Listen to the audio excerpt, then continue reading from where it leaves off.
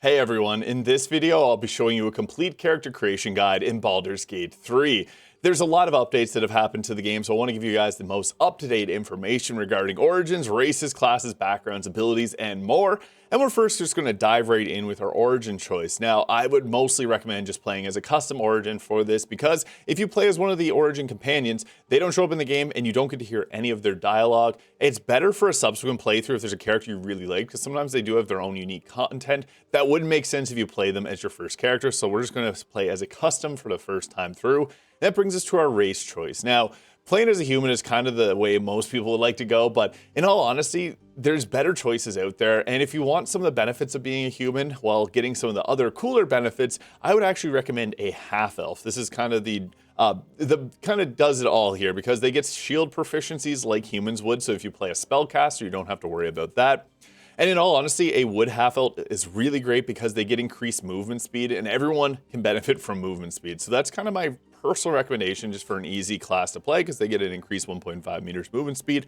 However, with patch 8, this introduces a really good new option with the high half-elves cantrip now getting a new cantrip here, Booming Blade. If you want to play a melee type character at all, honestly recommended to get this because it'll add a bunch of extra damage to your melee attacks, whereas all the other spells actually require you to have a high intelligence, which if you're not playing a wizard, these are going to be useless spells in all honesty, aside from Mage Hand and Minor Illusion. So if you want to play a melee character that doesn't have spells, I'd recommend grabbing high half-elf with Booming Blade, and otherwise a wood half-elf. If you like the thought of a Githyanki, however, they're probably the most powerful race in the game. They get a special invisible Mage Hand. They also get Misty Step, which is a teleporting spell, and they get medium armor proficiency built in, so your weak spellcaster can actually wear some decent armor.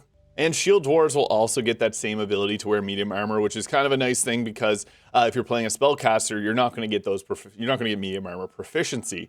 Another recommendation I want to make is the Dwergar here, as they are actually kind of stealthy. They can cast invisibility pretty much unlimited amount of times, and they also get some nice benefits here too. If the thought of playing a half-orc doesn't scare you off and you're playing a melee character, they're some of the best because they'll get additional damage die for critical hits. So they're great if you're like playing a fighter or a barbarian type class. And the last one I'm going to give a nod to is the halfling, because they get a special ability called the Halfling's Luck, which really boosts up their overall luck. So this can be a good choice. However, they do get less movement speed than other races. But for most people, I think half-elf's kind of the way to go, because you can play a decent looking character. And if you later choose to use mods, there's a lot of them available. But with all these choices, play what's most fun to you. There's no point min-maxing over something like this.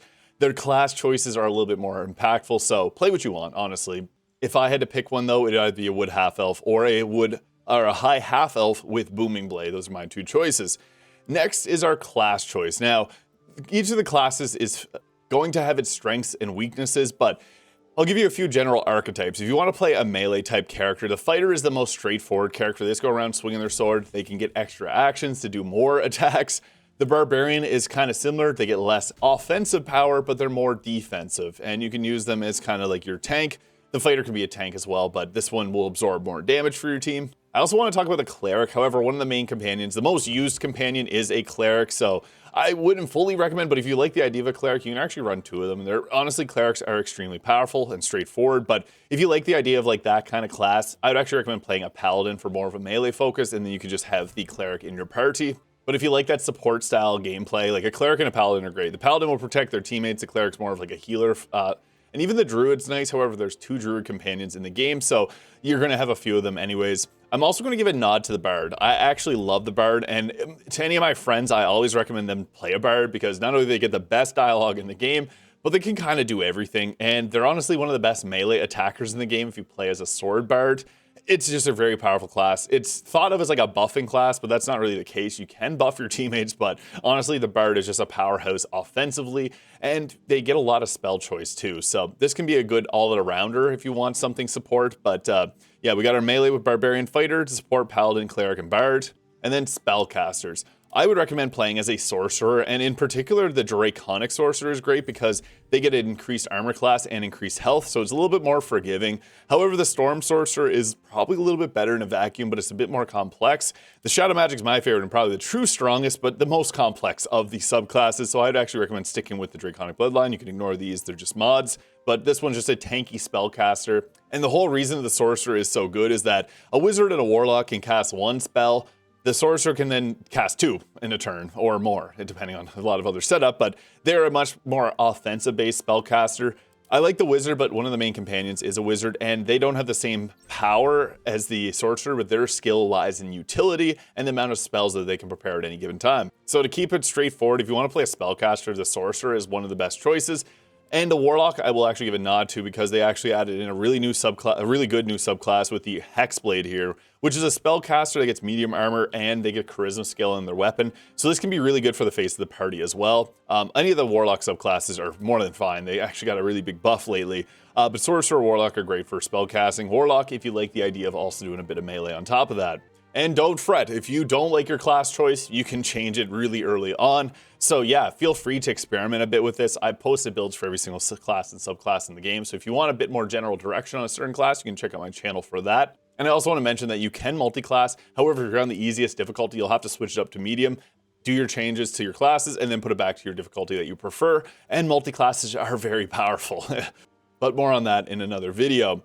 I guess a subcategory we'll go through too is cantrips and spells. Now, cantrips are free to cast. You're not going to use up your resources called spell slots to cast these. And the best part is they'll scale up as you level up. Like when you hit level 5, they get more damage, or in the cases of Eldritch Blast, you get more beams. Eldritch Blast is only available to the Warlock. However, there are ways you can get it on other classes, but it's the best cantrip in the game for ranged. As mentioned, Booming Blade is a cantrip, but it works a little differently as it doesn't use your spell casting and use your melee attack roll to hit the enemy. I also want to mention Friends as a cantrip. If you're playing as like any class that can get this and you're the face of the party, this is really great because it'll give you advantage on charisma checks. However, if you're playing on a higher difficulty and probably not for the first time through, it could make enemies aggro on you after the 10-turn duration is over. Just a little heads up on that. Mage Hand is great because it can throw healing potions for your team, but that's a bit more complex. And Minor Illusion is actually a really nice spell, a cantrip as well, because you can group enemies together, it creates a little cat, and then the enemies will move. So if you wanted to do stealth, this is a good way to do it. There's other nice cantrips too, like Ray of Frost, which reduces the enemy's movement speed, which is great if you need to kite them around. Shocking Grasp is good if the enemy is close at you and you're a spellcaster and needs a little bit of defense. It'll have advantage on attacks, meaning you roll 2 die and take the higher results, so you're much more likely to land Shocking Grasp on the enemy. And the classic Firebolt. However, Shadowheart will have this, and she's not going to be accurate with it because it uses her intelligence. So just a heads up on that. It's usually good depending on how you obtain the spell. If it's a race one like the one that I mentioned here, you're going to use your intelligence unless it's Booming Blade. But if it's one that you select from your subclass, it'll use your subclass's spellcasting modifier. In the case of this one, it's Charisma. And I'll just quickly mention a few spells that are really good to have. Shield is a reaction. You have an action, a bonus action, and a reaction. This will increase your armor class, basically protecting you from getting hit. It's really good. It's a very valuable spell.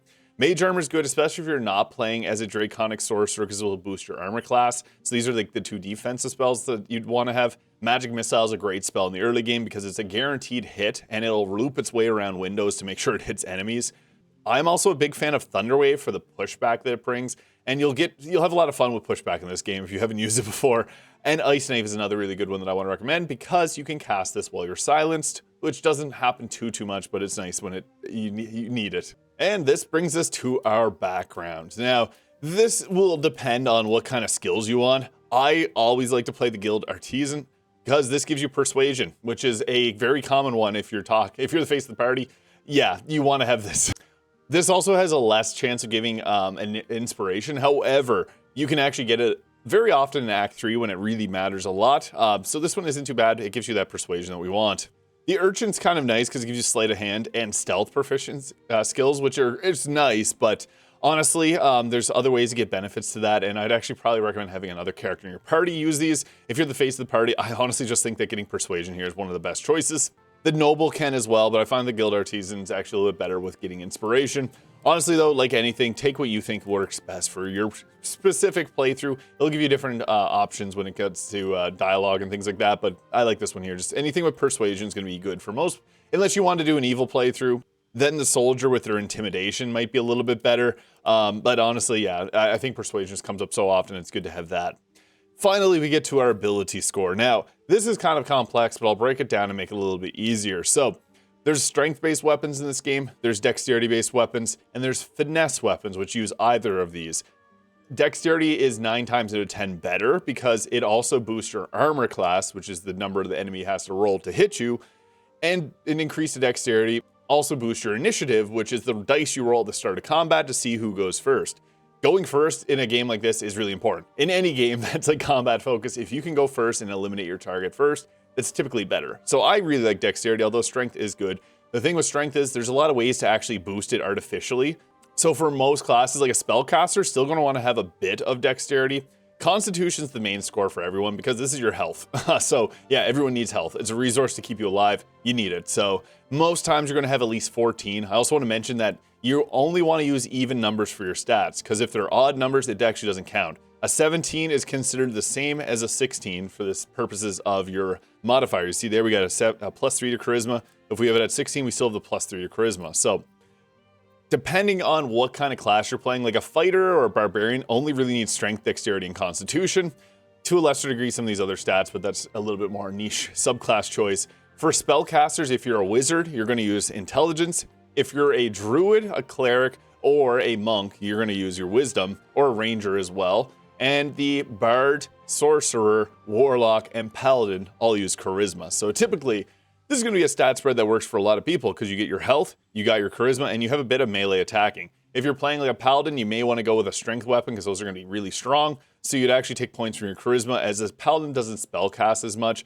A sorcerer would, so they'd want to have their spellcasting stat higher, but you would want to have 2 of your most important ones at 16 and the other third one at a 14. So here's like if we were playing as a sorcerer, this is a great stat spread. And let's say we're playing as a fighter. This would be a good choice with 16 strength, 14 dex, 16 constitution for high health and height, like if you use a two-handed sword. But the stats are something that is kind of complex and varies depending on the build that you're going for. So again, I do have builds on every single class and subclass in the games. You can search those on my channel if you're curious. But yeah, that is in a nutshell everything regarding class choices that you need to make. Just to recap, probably best to play as a custom origin character. Half high elf is really nice, or wood elf if you don't care about the booming blade cantrip, or if you're playing a spellcaster, you're going to have the increased movement speed. Bard or barbarian and fighter if you like a melee character that's straightforward. Bard, cleric, or paladin if you like a support style class, and the sorcerer or warlock if you want more of a spellcaster, although play what you find most interesting. Best backgrounds would probably be the noble or the guild artisan, and then for ability scores, as mentioned, that's what we roll in with. So again, if you got any questions, feel free to leave them in the comments below. Hope you guys all have a great day, and we'll catch you all in the next one. Subscribe if you found this useful for more Baldur's Gate 3 content.